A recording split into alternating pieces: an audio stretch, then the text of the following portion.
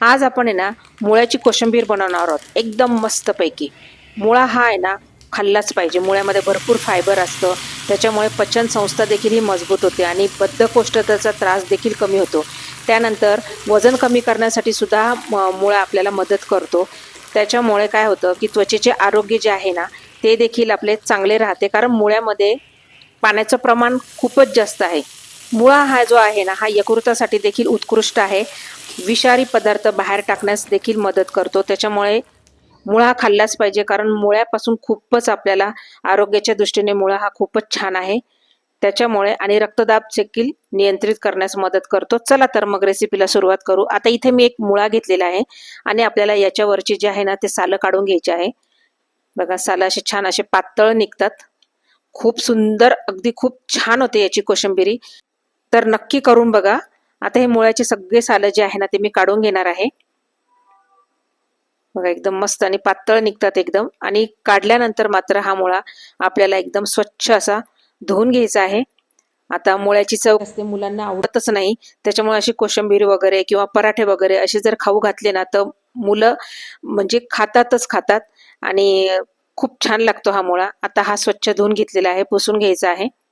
आता हा मुळा जो आहे ना हा पुसून घेतलेला आहे।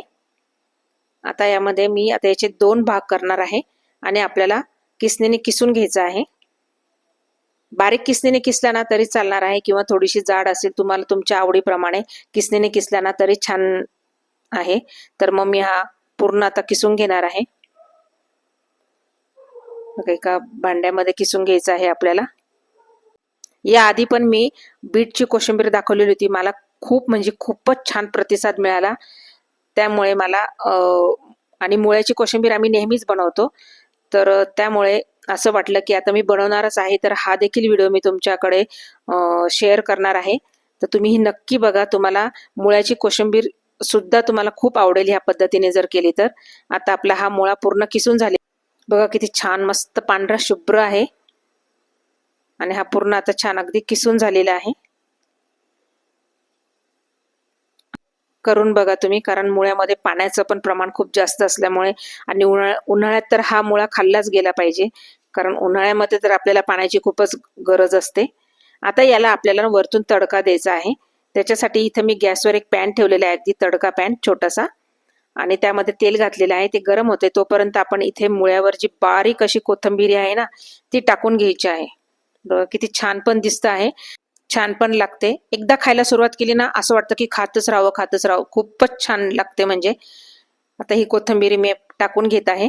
आता ही कोथिंबीर टाकून झालेली आहे आणि आता आपल्याला इथे त्याला तडका द्यायचा आहे मस्त असा। तर यामध्ये मी तेल पण गरम झालेलं आहे, मोहरी घालून घ्यायची आहे यामध्ये, आणि मोहरी छान अशी मस्त तडतडली की याच्यामध्ये ना मी 2 ते 3 चमचे ना मस्त अशी आपली पांढरी तीळ आहे ना ती घालायची आहे। तीळ अशी छान तडतडली की कढीपत्ता घालायचा आहे आणि त्याचबरोबर आपल्याला हिरव्या मिरच्या घालून घ्यायच्या आहे आणि अशी ही फोडणी तयार करून घ्यायची आहे मस्त एकदम। बघा, तीळ घातली ना तर खूप छान लागते ही कोशिंबिरी। मस्त आपला इथे तडका तयार झालेला आहे, पाहू शकता तुम्ही। आणि ह्या स्टेजला तुम्ही इथे हिंग देखील घालू शकता, हिंगाची फोडणी तर खूपच छान लागते। बघा, मिरच्या पण मस्त झाल्या। आता यामध्ये आपल्याला थोडी कोथिंबीर ही देखील तडक्यामध्ये घालून घ्यायची आहे आणि एकदम खालीवर करून घ्यायची आहे आपल्याला ही। आता आपला हा तडका मस्त तयार झालेला आहे, बघू शकता। रेसिपी आवडली असेल तर लाईक करावं, जास्तीत जास्त चॅनलवर जर नवीन असाल तर सबस्क्राईब करा आणि शेजारील बेल आयकनला क्लिक करा, म्हणजे अशाच नवनवीन व्हिडिओ तुम्हाला कुक विथ सुनीता पराते ह्या चॅनलमध्ये पाहायला मिळतील। झालं तर मग आपला हा जो तडका आहे ना आपल्या आता ह्या मुळ्याचा जो किस आहे ना त्यावर आपल्याला टाकून द्यायचा आहे। वाह, काय भारी दिसतंय ना, अगदी एकदम मस्तपैकी आणि पुष्कळ आणि कलरफुल दिसतंय एकदम मस्तपैकी। बघा, पांढरा मुळा, त्यावर सगळं ते हिरव्या मिरच्या, कढीपत्ता, हिरवी कोथिंबीर आणि तिळाचे ते पांढरे पांढरे दाणे, आणि तीळ पण इतकी छान मस्त असं तीळ एकदम तडकली, एकदम छान झालेली आहे। अगदी चविष्ट कोशिंबीर झालेली आहे, एकदा नक्की करून बघा।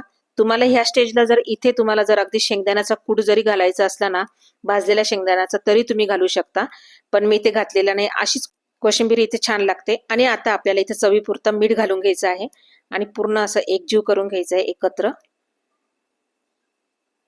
तर एकदा नक्की या पद्धतीने तुम्ही करा, तुम्हाला नक्की आवडेल। आणि मुलांना देखील आवडेल. तर इथे आपली कोशिंबीर एकदम रेडी आहे खाण्यासाठी.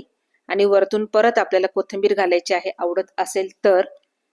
खूप म्हणजे खूप छान लागते. ते एकदा नक्की करून बघा, कारण आहे ना मुळा शरीराला खूपच छान आहे आणि वेगवेगळ्या प्रकारे आपण खाल्ला पाहिजे. आणि जेवताना पण आपण असाही मुळा आपण कच्चा खातोच, पण अशी जर कोशिंबीर आपण जर बनवून खाल्ली ना, तर आ हा हा हा, जेवणात तुम्ही 2 पोळ्या खात असाल तर तुम्ही अजून पोळ्या खाल, 2 पोळ्या जास्त जातील तुम्हाला. तर एकदा नक्की करा आणि कशी वाटली रेसिपी तर मला कमेंट करा. धन्यवाद.